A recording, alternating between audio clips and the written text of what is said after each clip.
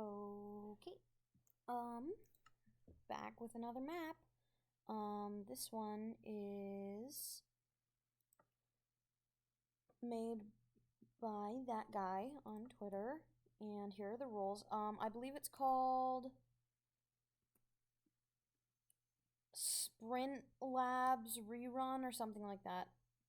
I can't actually remember off the top of my head. So rules: do not change game mode, do not attempt to escape the map, don't cheat. Even when in survival, do not break blocks. The survival mode is used to interact with, not destroy blocks. Have fun. Settings. Okay, let's play. Oh, I'm stuck. It's a face. Good evening. Welcome to your training session. If you'd like to turn to your left, we can begin. And that's a big arrow. This is weird. Okay, Sprint Lab Rerun. Yeah, simple sprint.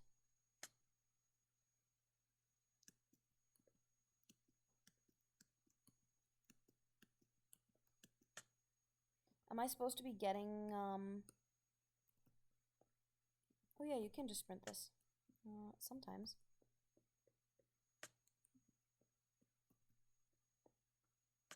See, it's like sometimes you can just sprint it and other times you can't.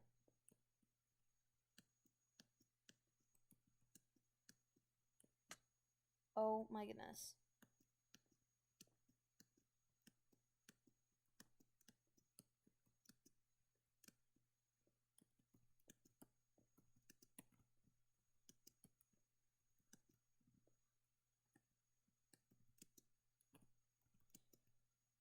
This is getting harder. 3 blocks. Okay, we did it. That wasn't too bad. Oh, that's us. Okay, that wasn't too bad. Hopefully the next one isn't much worse. Uh-oh. I have a bad feeling about this.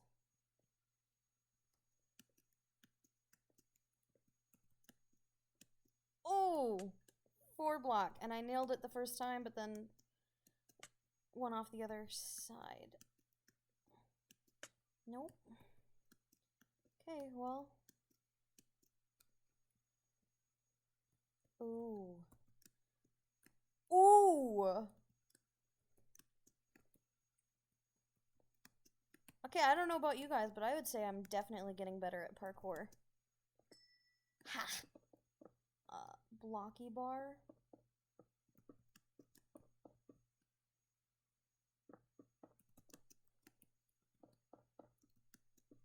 Oh, well.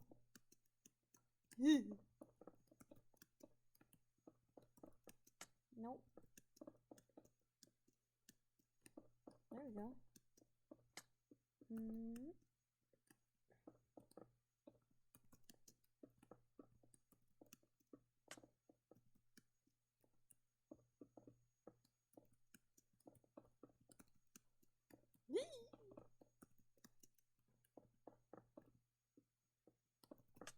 Oh, I went off the back edge.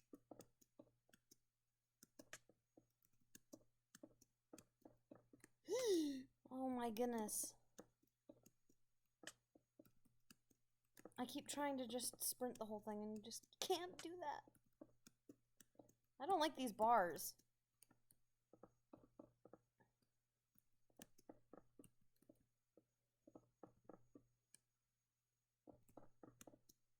Nope, definitely missed that.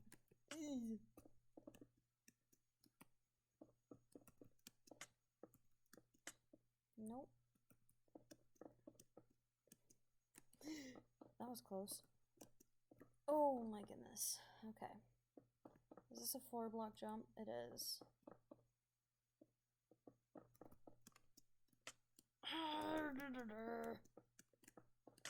You know, that's enough space to get a momentum jump in, too. I mean, technically you can do a momentum jump on even just a single block, but I am very bad at that and can't do it, so. Nope. I keep just over sliding Not stopping fast enough. Okay.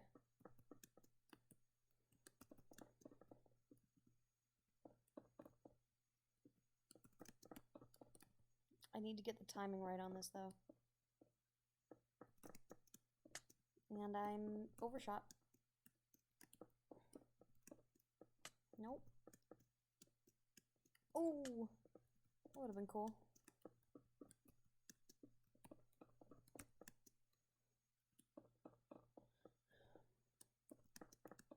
Nope. Overshot.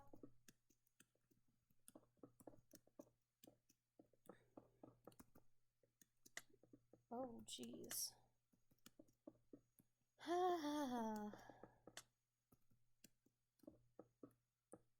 This is gonna take a while, isn't it?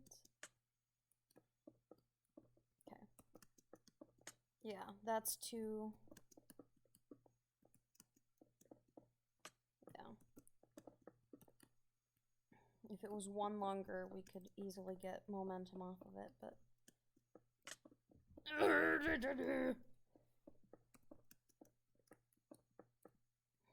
we're just gonna wait. And we're just gonna wait. Oh!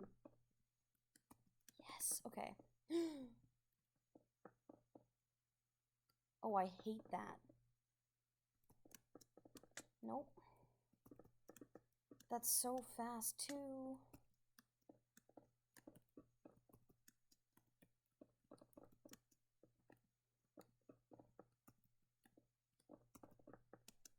Nope.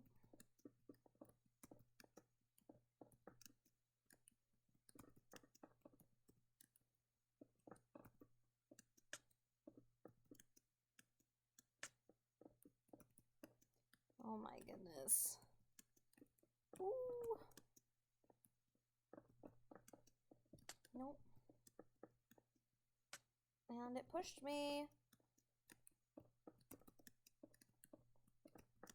Oh my goodness.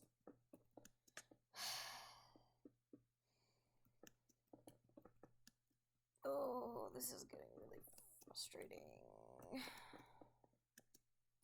Oh my goodness. I almost had that too.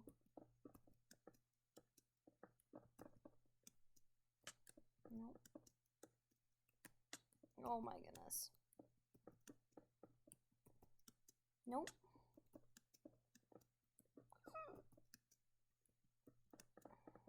Oh my gosh.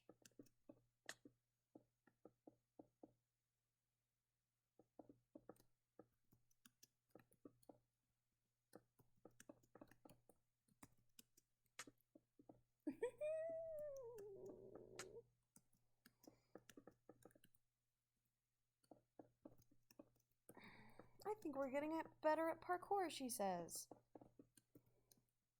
And then immediately proceeds to fail. Everything!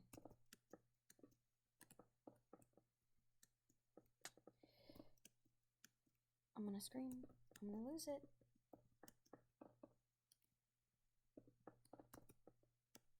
Oh my goodness, glitching inside of the blocks is so frustrating.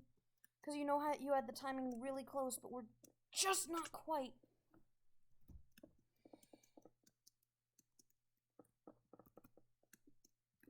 Oh my goodness. I hate this so much. Unbelievably rage-inducing. It's that one stupid 4-block jump. Nope. And walking off the edge doesn't help. Oh my goodness.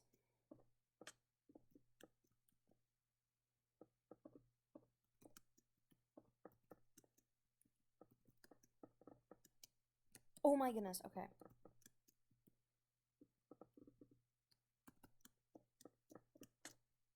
You have to jump before the block's even there.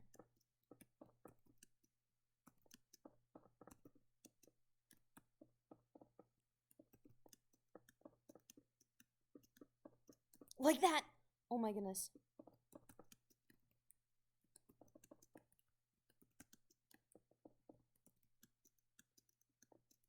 No! gosh.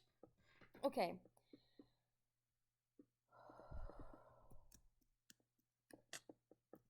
Deep breaths. Deep breaths. I hate this map. It's a great map, and it's terrible at the exact same time. Oh my goodness. I don't even want to know what kind of command blocks he had to use to make all of this. Like, it just makes my head hurt thinking about it.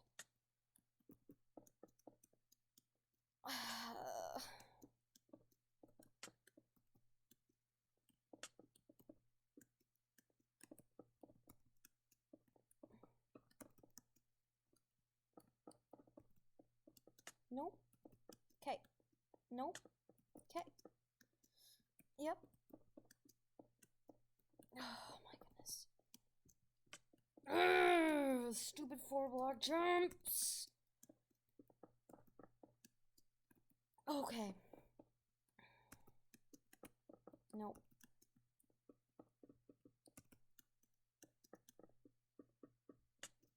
Too much momentum. This is so frustrating. So frustrating. So frustrating.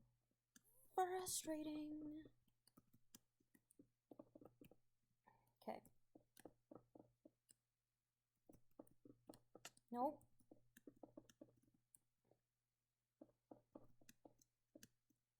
Nope.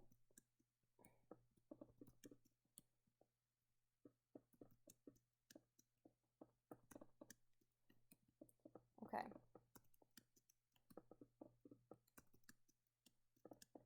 Nope. I jumped too late.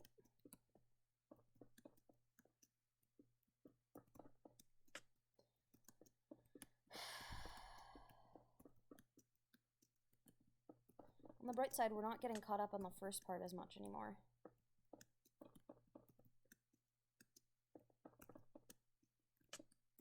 That stupid 4-block jump is going to make me lose my mind. Nope.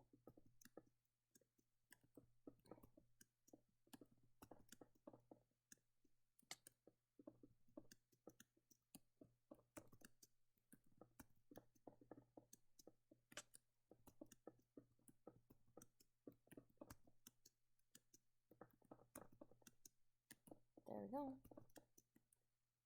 Okay. Too much momentum! How did I nail it the first time? That's what I want to know. Or the second time? Was it this? It was the second time, because the first time I didn't have the timing right.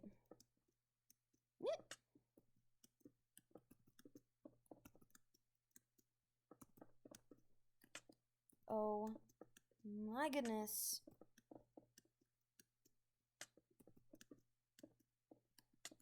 Nope. Nope.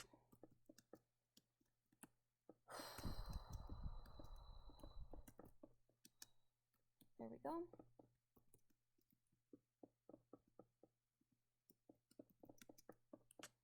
That was definitely the wrong timing.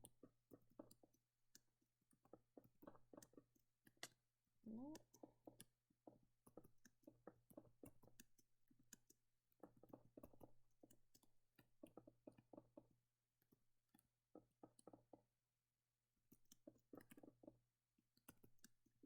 Nope.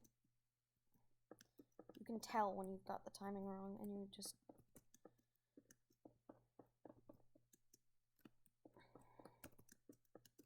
Nope, that was definitely the wrong timing. That was the wrong timing.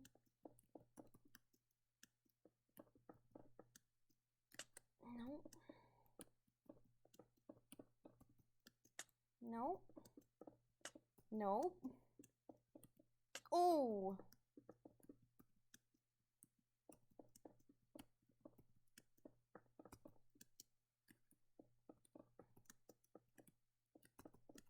Nope.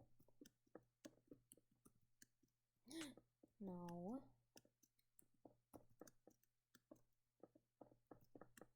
Nope.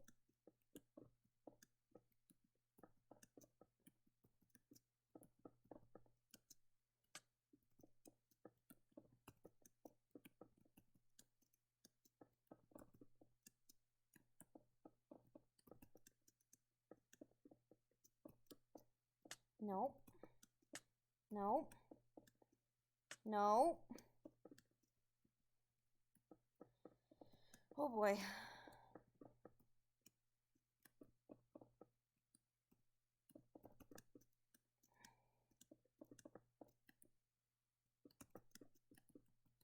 Okay. And we need to momentum this. We need to momentum it! Yes! Okay. Different blocks have different effects. Green blocks make you jump higher.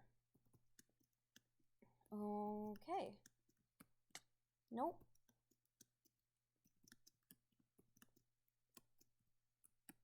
Okay. Nope.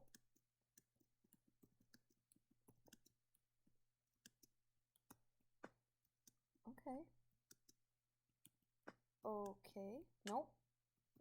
I was like, oh yeah, I got a high jump boost on the last one, and the answer is no, you're not standing on a green block.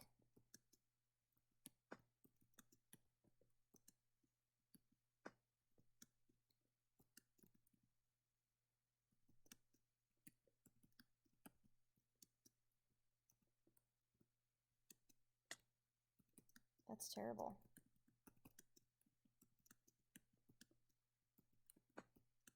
Some kind of strange head hitter jump.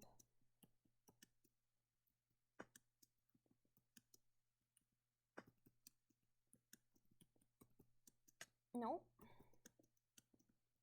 This will probably be the last level for the night, just because I have work early tomorrow. But can't we just jump around it? Is that cheating? I feel like that's cheating. There we go.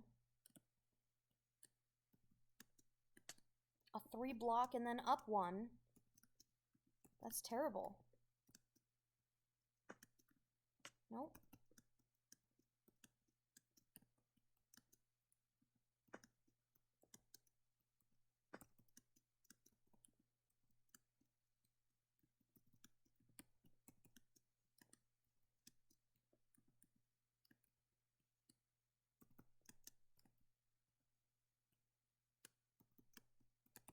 Ugh.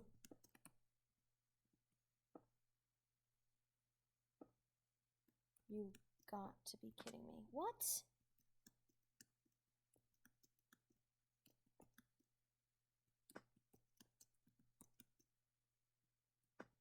Ooh, I landed on that purple wall and did not die.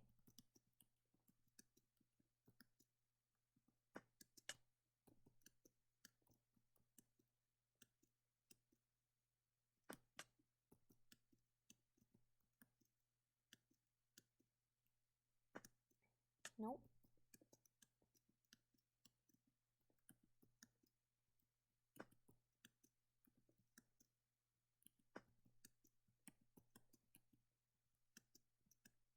Nope. Oh my goodness. Yep.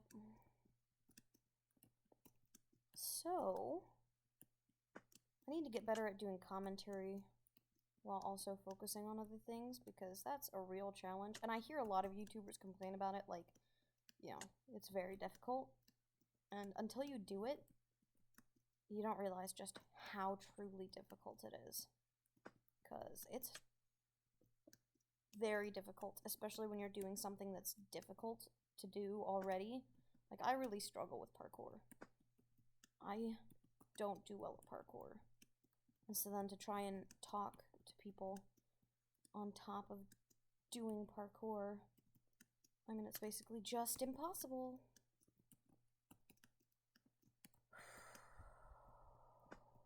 I have no idea how many levels there are in this, so I have no idea how many episodes there will be of this. Might be 2, might be 8. I don't know. I don't know how long this map is or how difficult it will get. So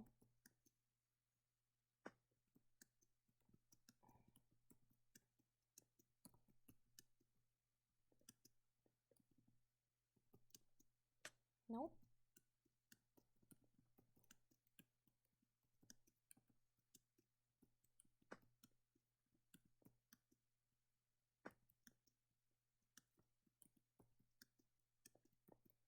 You'll notice that I've started to look down more as I do parkour, and that's because I find that it's easier to tell where the edge of the block is than just blindly running off.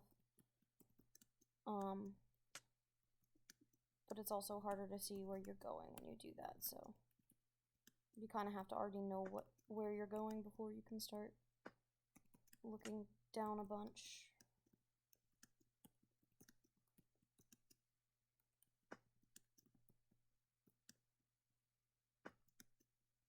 Nope.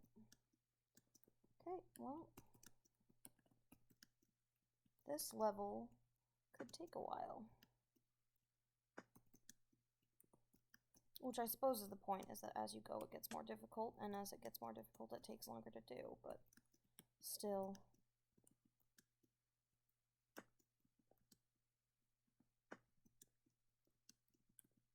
There is the chance that we won't be able to finish this level tonight because I cannot afford to stay up late trying to get this level finished in an episode.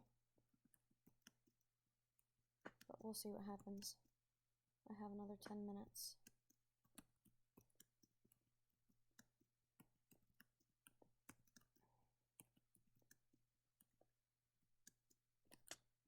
Ugh! I hate how it just is immediately purple after that, because it makes it, I mean, you can't overshoot at all.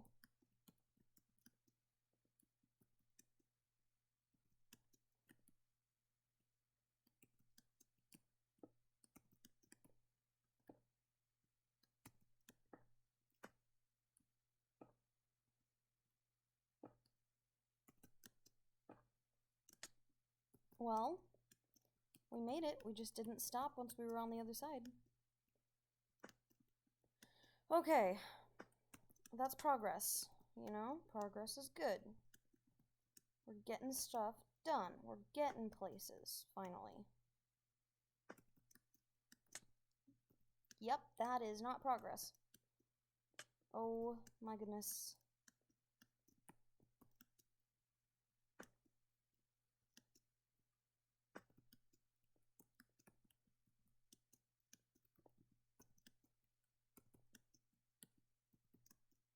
Nope. Nope.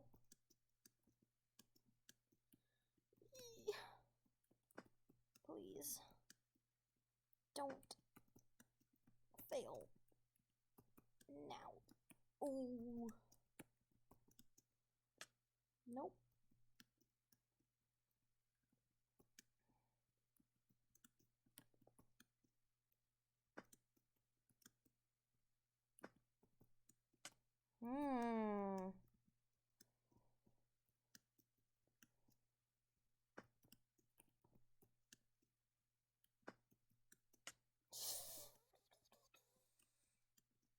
This is very frustrating.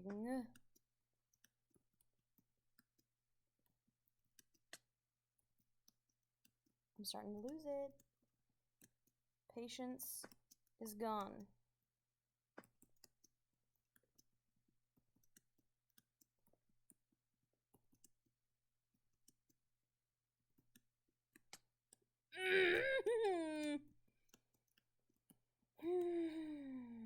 Running off the edge is very, very frustrating.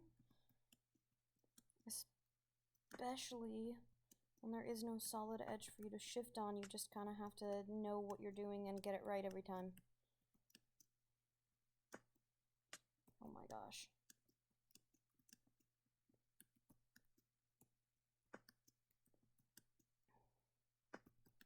While we're playing, let's talk about some pet peeves. Okay?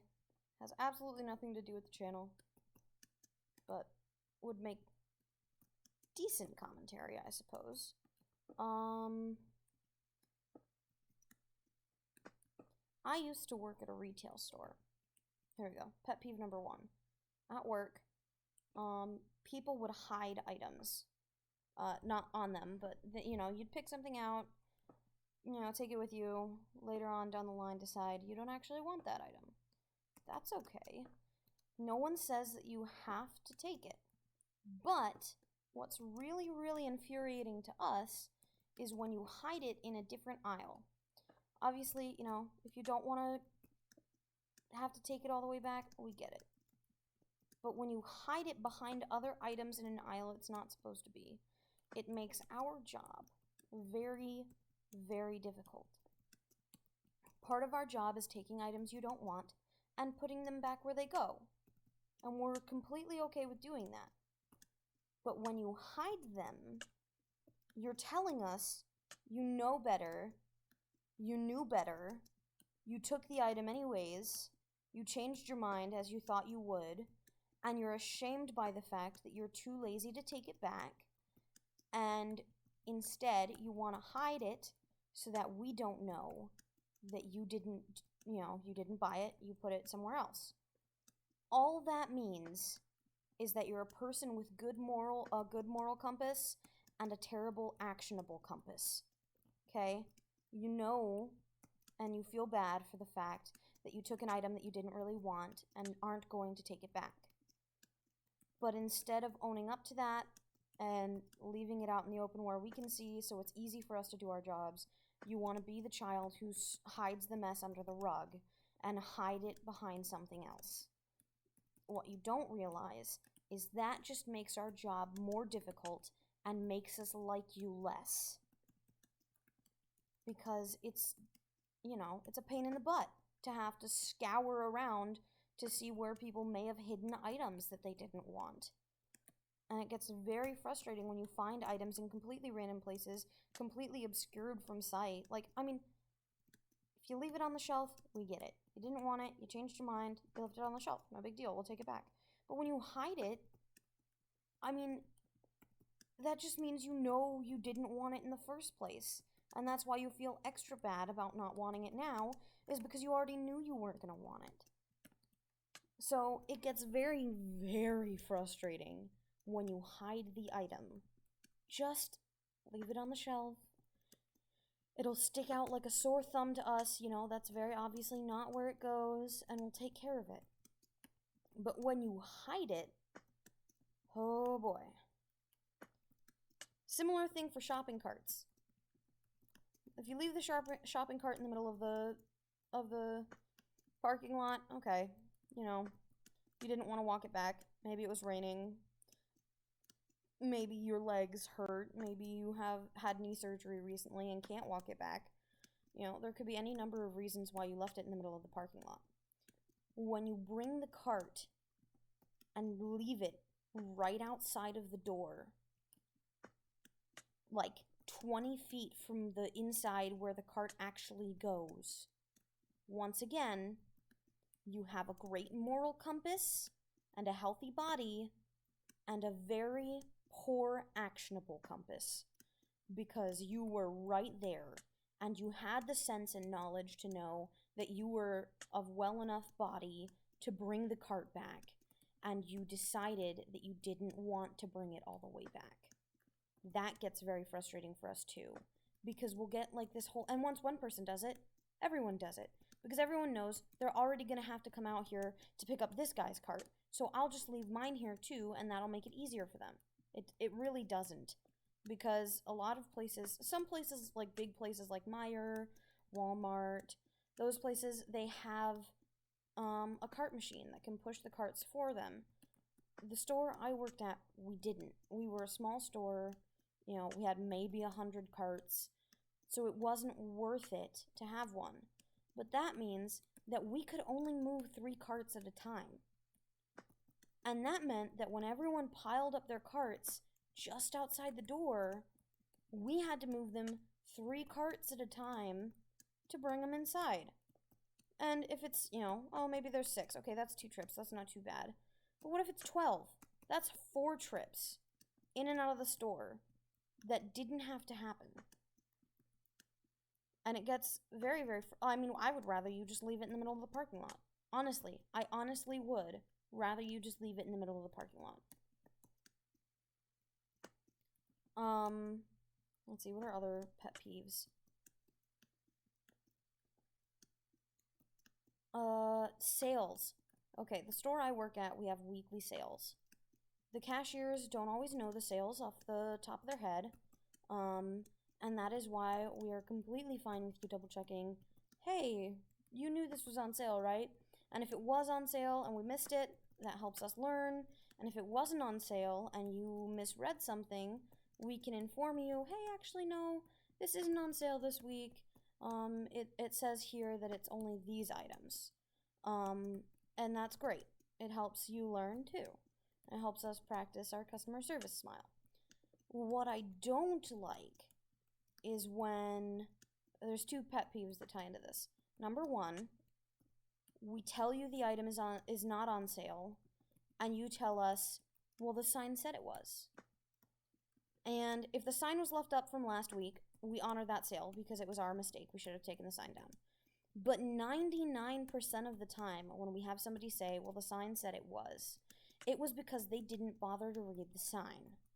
The sign very clearly says in large red letters what is on sale. And if you didn't read the sign and read the little black letters, which further specify that means these items and things like this, and this, that's not our fault. And I've had people get very mad at me at my old job. Like, the sign is misleading, and well, how can you expect me to read that whole thing, and yada, yada, yada, yada, yada. And it gets very frustrating because, number one, the sign is not misleading. It says in large red letters exactly what is on sale. If it says this item's on sale and you pick up the item next to it, that item might not be on sale. And then the other thing is, I can't change the position of the sign. I can't move it somewhere else or anything like that. I can't. There's nothing I can do about it. And on top of that, if your argument is, how can I expect you to read that whole thing? The answer is, it's your responsibility as the buyer to be aware of what you're buying.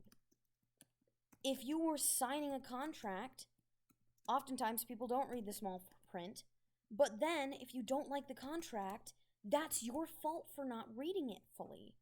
It's not our fault that you didn't read all the way through the thing that clearly said what is and is not on sale.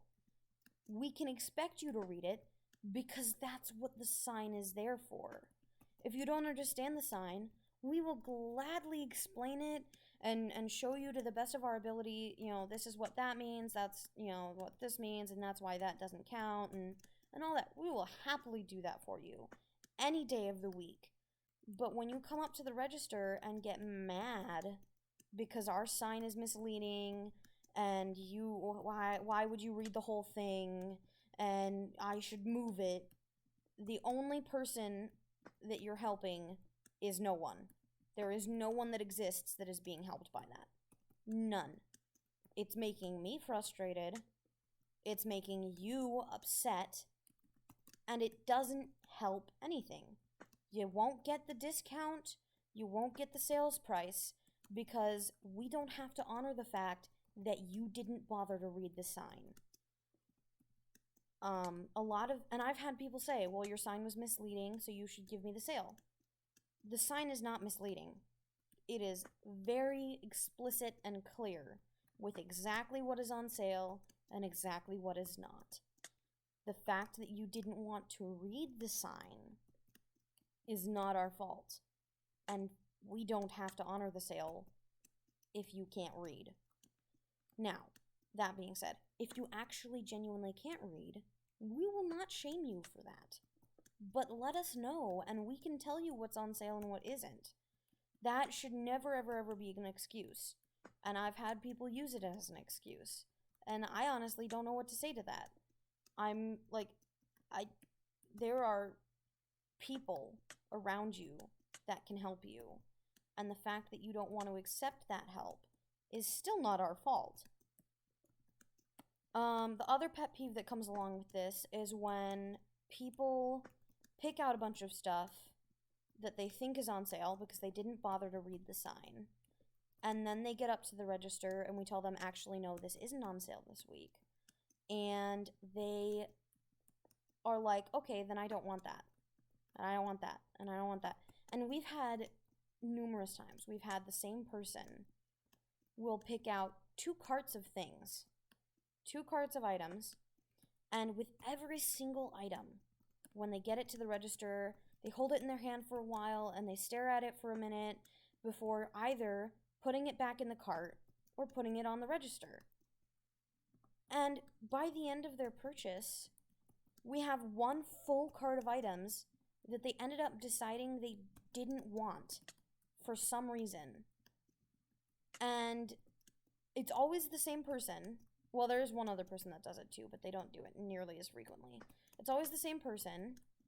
And, I mean, that's just what they do. They pick out 2 carts full of items and then wait until they get to the front to decide if those are things they actually want. And it makes everything difficult for us because then we have this huge line of people because you had 2 carts of items and you not only were you really slow about deciding about what you wanted, but you had to decide what you wanted on every single item. And on top of that, the last time they came in, we actually banned them from the store because they came in, they did the whole 2 carts thing, and then after we rang up everything, they were like, "Oh, actually, I forgot my wallet in my car. Hang on a second." And they left out to their car and didn't come back for 7 minutes. I'm sorry.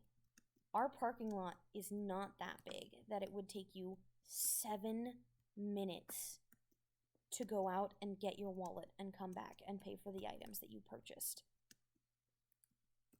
Even if you were on a walker, you could make it in and out of into our parking lot to your car, even if it was in the very far back corner, and back in 7 minutes. Absolutely no excuse for that. So they came back in, and at that point, that was 1 register out of our 3 registers that couldn't be used for that full 7 minutes. So we were swamped. We had a huge line. And she put her card in to pay, and then took it out and said, "Actually, I don't want that item," and pointed at one of the items in the bag. And that was when our customer service manager said, "I'm sorry, but you have to leave the store. You can finish paying for these items, but then you have to leave and we're banning you from the store." And she got really upset, which is understandable when you're being told that you're banned from a place.